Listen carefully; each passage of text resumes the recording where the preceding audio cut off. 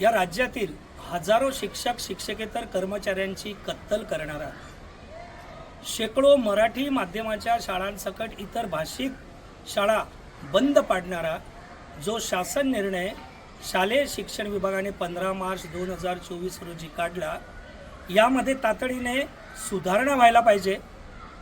प्रत्येक विषयाला शाळेमध्ये शिक्षक मिळायला पाहिजे। 9वी आणि 10वीच्या वर्गातील विद्यार्थ्यांना शिकवण्यासाठी जुन्या संच मान्यतेप्रमाणे किमान 3 शिक्षक मिळायला पाहिजे।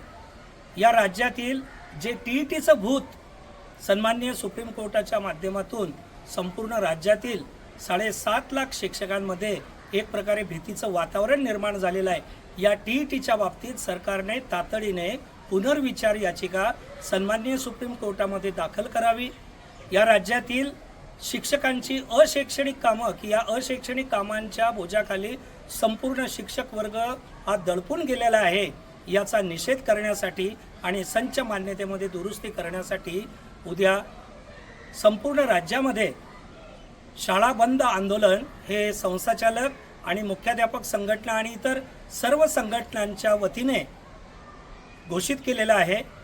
मुंबईचा जर आपण विचार केला तर मुंबईमध्ये देखील मुंबई मुख्याध्यापक संघटनेसह इतर सर्व संघटनांनी या आंदोलनाला जाहीर पाठिंबा दिलेला आहे।